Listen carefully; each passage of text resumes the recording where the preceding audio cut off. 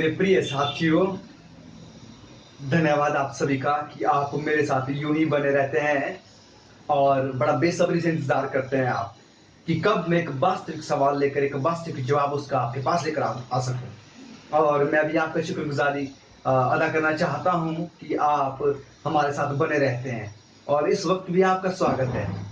आज फिर से लॉकडाउन में है और वीडियो को उस बेहतरीन ढंग से हम रिकॉर्ड नहीं कर पा रहे हैं, इसके लिए हम आपसे माफी चाहते हैं। पर आज का सवाल जो हम आप तक लेकर आए हैं वो ये, क्या परमेश्वर की व्यवस्था यानी कि नैतिक व्यवस्था और मूसा की व्यवस्था दोनों समान है?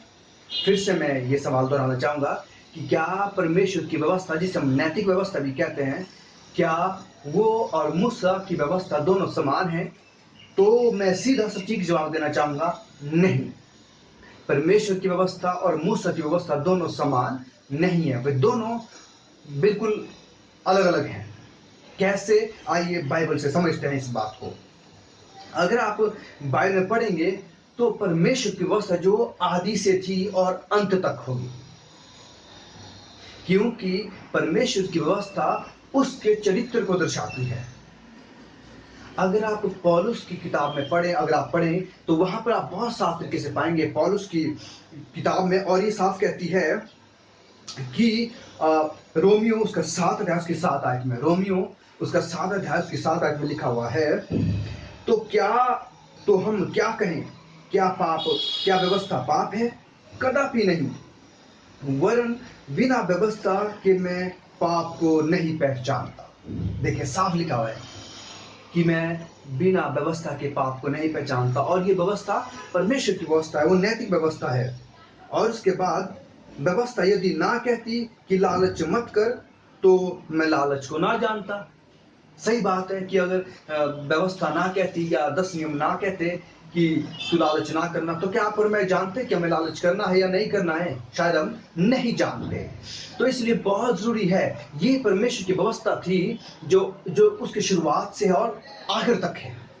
इसे हम परमेश्वर का चरित्र भी कह सकते हैं। पर जो मूसा की व्यवस्था है वो रीति विधियों को लेकर थी, संस्कारों को लेकर या बलिदानों को लेकर थी।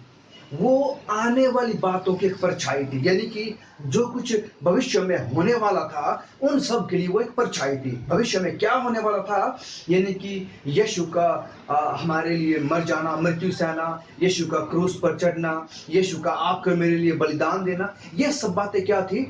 वो बातें जो मूसा ने दी, वो इन सब बातों की परछाई थी। अगर आप गलातियों उसका 3 अध्याय उसकी 16 और 19 पढ़ें तो आप वहां पर पाएंगे कि ये सब जो विधियां थी, ये सब जो नियम थे, मूसा की जो व्यवस्था थी, मूसा के जो कानून थे, वो सब जो आने वाली बातें थी, उन सब की वो एकमात्र परछाई थी।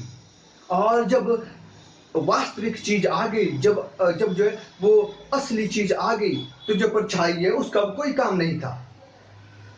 तो हम ध्यान दें, जो मूसा की व्यवस्था है वो मात्र एक परछाई की तरह थी। जब उसका वास्तविक आ गया तो परछाई का कोई काम नहीं था। हम देखते हैं कि उसमें जो बलिदान या रीति विधियां थी, वो यीशु मसीह ने अपने बलिदान को देकर सब कुछ क्या कर दिया? समाप्त कर दिया।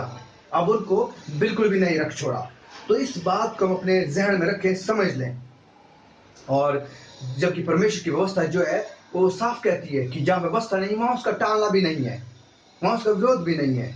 और जैसा पहला यूहन्ना उसका जो है 3 अध्याय उसकी 4 जब हम पढ़ते हैं कि व्यवस्था का विरोध क्या है? पाप है, और जो कोई पाप करता है वो व्यवस्था का विरोध करता है। तो हमें साफ होना है, इस विषय में स्पष्ट होना है। बाइबल साफ कहती है कि परमेश्वर की व्यवस्था और मूसा की व्यवस्था जो वो समान बिल्कुल भी नहीं है, वो दोनों अलग अलग है। जिसमें से कि एक मूसा की व्यवस्था जो यीशु मसीह की एक परछाई की तरह थी, जो भविष्य में होने वाला था उन सबकी परछाई थी, लेकिन जो परमेश्वर की व्यवस्था है वो जो है उसका चरित्र है, वो सदा काल के लिए अटल रहेंगे। अगर आप पढ़ेंगे बिल्कुल भजन संहिता उसका 111 की 8, भजन संहिता उसके 111 की 8 में लिखा गया है, वे सदा सर्वदा अटल रहेंगे। यानी कि जो परमेश्वर की व्यवस्था है वो अनंत काल तक क्या रहेगी? अटल रहेगी। तो हमें साफ तरीके से पढ़ना है। अगर आप इस सवाल में और जानकारी चाहते हैं तो आप डिस्क्रिप्शन में जाएं, वहां पर लिंक दिया गया है, आप पढ़ें कि कैसे परमेश्वर की व्यवस्था और मूसा की व्यवस्था दोनों अलग थी।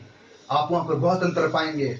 और मेरी आपसे दरख्वास्त है, जैसे मैं हर वक्त आपसे कहता हूँ, आप इस चैनल को सब्सक्राइब करें, दूसरों तक जो शेयर करें, ताकि बहुतों तक सच्चाई के वचन पहुंच सके और वास्तविक जो सवाल है बाइबल के, उनकी जो वास्तविक जवाब है वो लोगों तक पहुंच सके। ये मेरी आपसे दरख्वास्त है। आप जो है इस सवाल को साझा करें, अपने अपने जो विचार लिख सकते हैं कि इस वीडियो में हमें और क्या करना चाहिए, ताकि हम और बेहतरीन तरीके से इस वीडियो को आप तक लेकर आ सके। परमेश्वर की आशीष और बरकत आप सब पर बनी रहे। हाँ।